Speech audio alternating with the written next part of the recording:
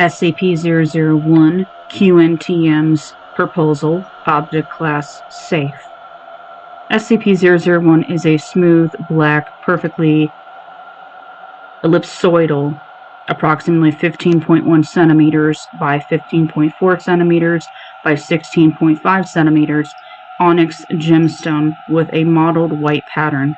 Wrapped around its exterior, encompassing its equator and both poles, is a complex and layered fractal filigree of gold metal.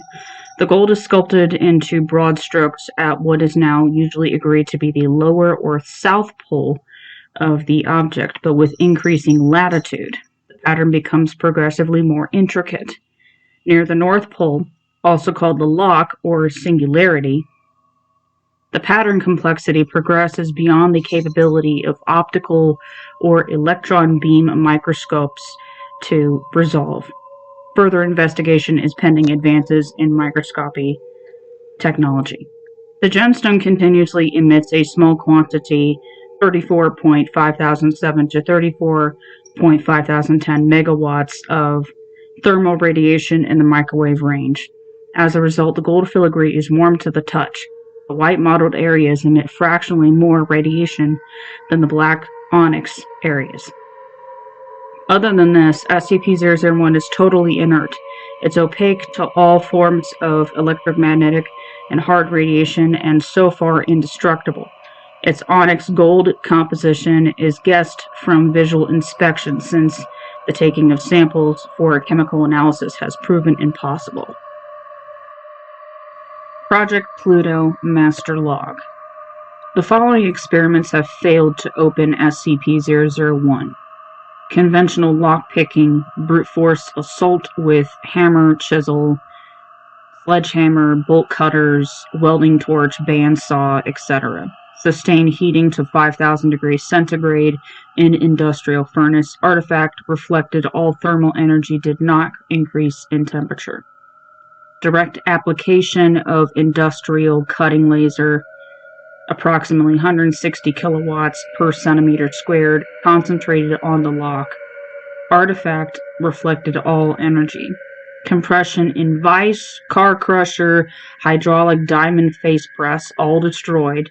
Application of corrosive acids and other highly oxidizing components, no reaction. Detonation of plastic and solid explosives up to 0.5 kilotons TNT equivalent at point-blank range, no effect. Detonation of a 15 kiloton TNT equivalent atomic warhead at point-blank range. Authorization granted retroactively by Dr. Mirsky, no effect.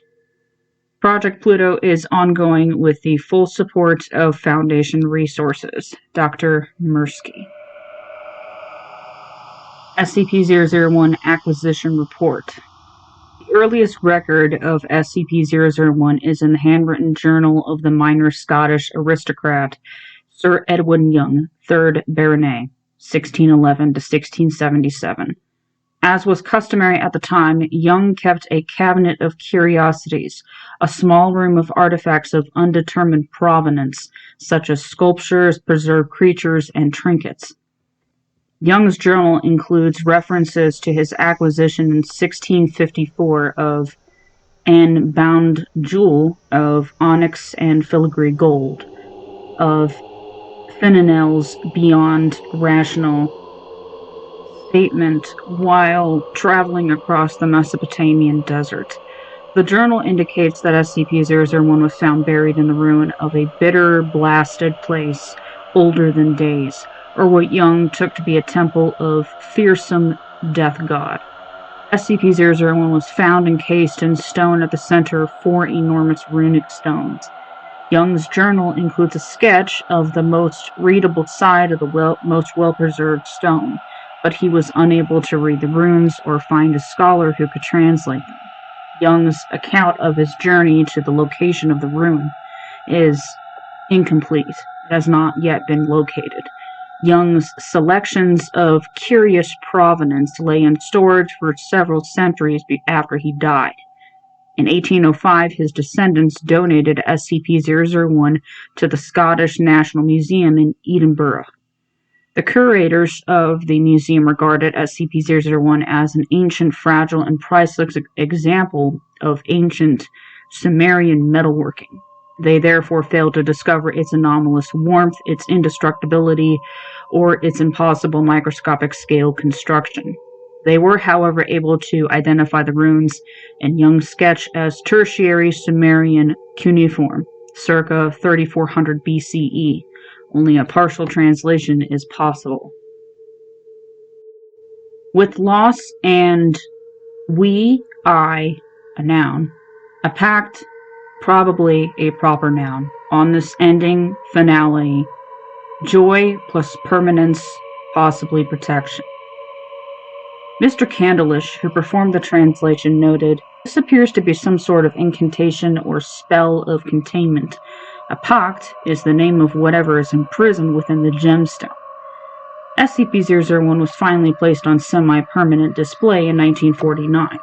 In 2003, Foundation staff observed that the modeled white patterns on the surface of SCP-001 resembled the cosmic microwave background, a pattern of microwaves encompassing the entire observable universe as mapped by NASA's Wilkinson Microwave Anisotropy probe earlier that year.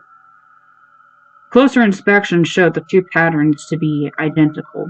SCP-001, along with Baronet Young's journal, was immediately purchased by a Foundation front organization and transferred to Site-10, where Dr. Q. Hack and Dr. Y. Mirsky performed initial routine analysis. Research continues under the auspices of Dr. Mirsky, Dr. Hack having recently left the Foundation. Dr. Young's journal also includes several detailed sketches of SCP-001. In one of the sketches, a small ornate object resembling a key is shown fitted into its north pole. The key has not been recovered. Special containment procedures. SCP-001 is to be kept locked along with all data pertaining to it inside the primary archival vault on Sublevel 1 of Site-10. The vault is a custom-manufactured reinforced concrete and steel vertical octagonal prism with a 2,000 kilogram, 0.9 meter thick time-locked access portal in the ceiling. The time-locking schedule should be classified and available only to Dr. Y. Mirsky. Access is conditional on 3-factor authorization, e.g. keycard plus fingerprint plus passphrase. SCP-001 is among the safest artifacts in the Foundation's possession, and these measures are primarily intended to prevent theft.